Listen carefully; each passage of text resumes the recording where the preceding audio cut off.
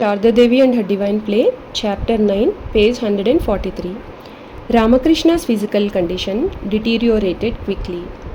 It soon became hard for him to swallow any food, and the medicine was ineffective. Holy Mother resolved to seek divine help. She left for the famous Tarakeshwar Shiva temple to get remedy for her husband's illness. Lakshmi and a maidservant went with her. She later said, I went to Tarakeshwar and lay down before Lord Shiva without food and drink for 2 days. I prayed and kept vigil, but got no response from the Lord.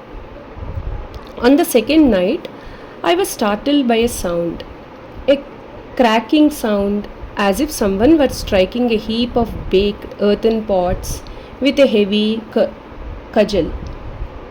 I got up, and this thought came to my mind.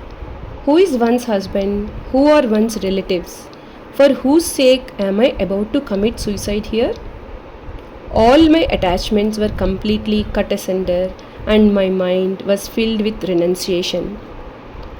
I groped my way through the darkness to the back of the temple, where the holy water offered to Shiva was accumulated in a basin. I splashed that water on my eyes and face and drank.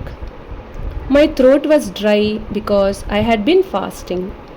I felt a little refreshed. The next day, I returned to Cossipore. The moment the master saw me, he asked, Well, did you get anything? Then, flexing his right thumb, he said, Nothing is real. Is not that so? One day, the master told me that he had a dream. An elephant was trying to get medicine for him. It was digging in the earth for his medicine when Gopal woke him up. Then he asked me whether I had any dream. Once, I saw Mother Kali with her neck tilted to one side. I asked her why she stood that way.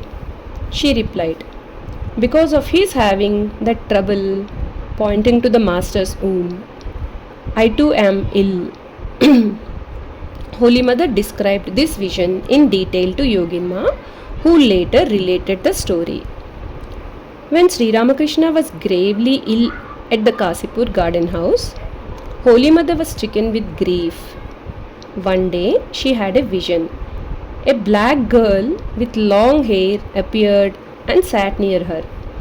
Realizing that it was Mother Kali, she exclaimed, Oh, you have come. Yes, I have come from Dakshineshwar. After further conversation, Holy Mother observed that girl's neck was bent to one side. She asked, What has happened to your neck? Mother Kali, Well, I have a sore throat.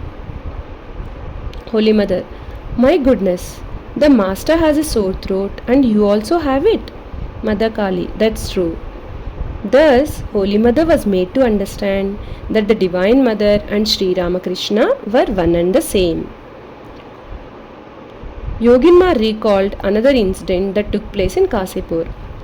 On another day in Cossipore, Holy Mother carried the master's foot to his room, which was on the upper floor. The master asked her, Do you know how to play Ashtakashte? This is a game similar to English Ludo or American Parcheesi. Holy Mother, No. Master, if one can pair two checkers, the opponent cannot take them. Likewise, one should unite oneself with the chosen deity and thus be rid of fear. Otherwise, a ripe checker, if it is still single, can be turned back. If a person can move in this world with his chosen deity like a pair of checkers, he will be saved. As Holy Mother listened, she continued with a small household task in which she had been engaged. Suddenly the master said jokingly, Are you listening to me or not? Holy Mother was embarrassed. In the Gospel of Sri Ramakrishna, M records this for 24th April 1886. M came to the garden house accompanied by his wife and his son. The boy was 7 years old. It was at the master's request that he brought his wife, who was almost mad with grief owing to the death of one of her sons. That day, the master several times allowed M's wife the privilege of waiting on him. Her welfare seemed to occupy his attention a great deal. In the evening, the Holy Mother came to the master's room to feed him. M's wife accompanied her with a lamp. The master tenderly asked her many questions about her household. He requested her to come again to the garden house and spend a few days with Holy Mother, not forgetting to ask her to bring her baby daughter. When the master had finished his meal, M's wife removed the plates. He chatted with her a few minutes. About 9 o'clock in the evening, Sri Ramakrishna was seated in his room with the devotees. He had a garland of flowers around his neck. He told M that he had requested his wife to spend a few days at the garden house with Holy Mother. His kindness touched M's heart.